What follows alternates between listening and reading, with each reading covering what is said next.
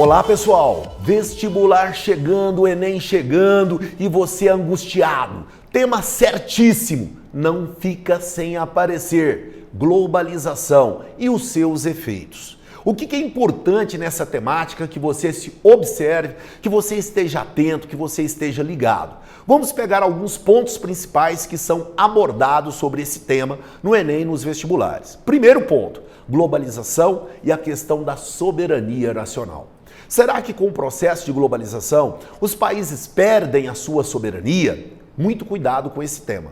Por quê? Uma das essências do Estado moderno é a manutenção da sua soberania. Porém, em tempos de globalização, é comum fazerem uma série de tratados, principalmente de caráter comercial com outras nações, para estabelecer um comércio multilateral. Então lembre-se, o país não está deixando de ter soberania ou perdendo soberania. É uma cessão de soberania, porque trata-se de um acordo de vontades. Logo, a globalização pressupõe a manutenção de soberania, porém, existe um compartilhamento de interesses comuns, os quais são traduzidos na forma de tratados, que estabelecem direitos e deveres de ambas as partes. Outro aspecto importante, como que fica a geopolítica em tempos de globalização?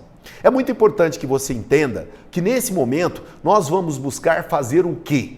Entender as relações políticas para saber como que elas atuam sobre os países e, ao mesmo tempo, tratar a geografia atuando sobre a política e vice-versa. Ou seja, é um intricado processo de análise das relações políticas e das relações geográficas, buscando entender os seus atores principais, as suas causas e os seus efeitos.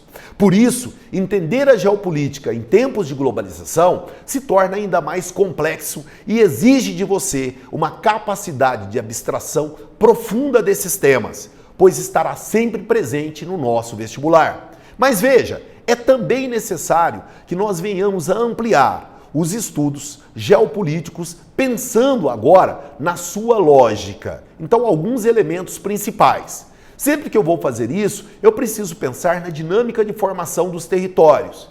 Qual o conflito que existe ali? Ele é religioso? Ele é étnico? Ele é de caráter político e ideológico? Qual é o tipo de conflito? Essa disputa envolve o quê? É interesse econômico? Tem petróleo como pano de fundo? Envolve disputa por território? E mais, esse território, ele foi obtido de que forma? Existiu uma conquista? Como foi essa conquista? Opa! Então eu tenho que voltar lá muitas vezes no histórico.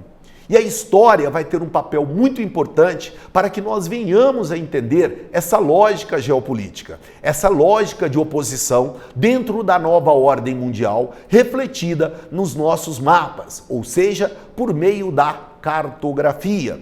É crucial que venhamos a entender também os problemas que ocorrem em cada território. Vejamos um exemplo. Como é que eu vou entender a problemática da China se eu não consigo entender a diversidade que existe dentro daquele território em termos de grupos sociais que ali se organizam?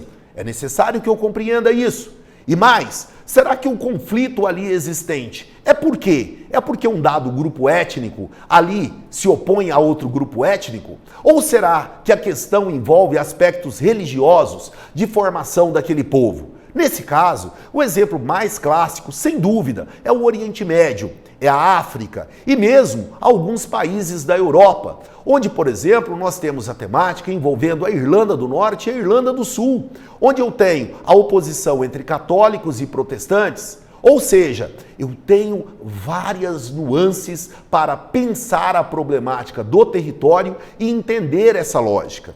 O que eu preciso ainda pensar? Os processos migratórios. Por que eles ocorrem? São guerras? São questões naturais? São perseguições políticas e ideológicas? Qual é a política de imigração que cada país adota?